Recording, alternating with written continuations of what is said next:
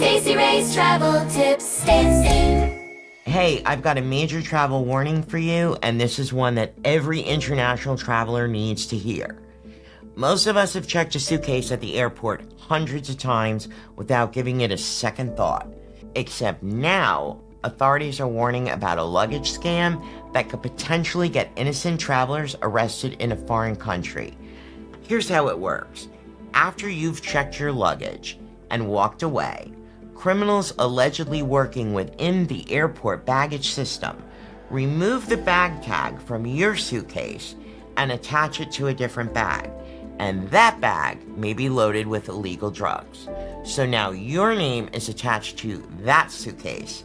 According to reports out of Canada, at least 17 travelers have already been caught up in this scheme on international flights over the past year.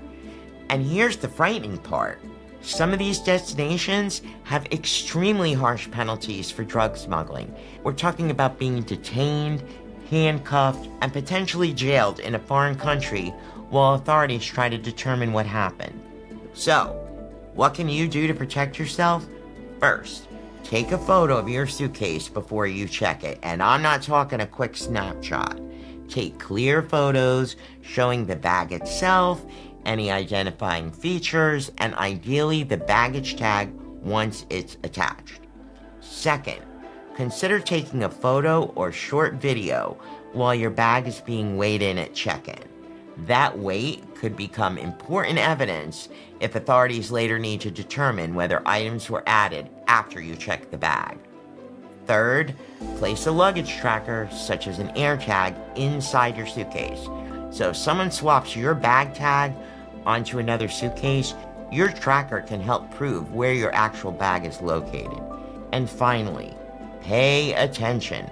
I know that sounds simple, but we live in a world where travel scams continue to become more sophisticated every year. The good news is that a few simple precautions can create a trail of evidence that may help protect you if something goes wrong.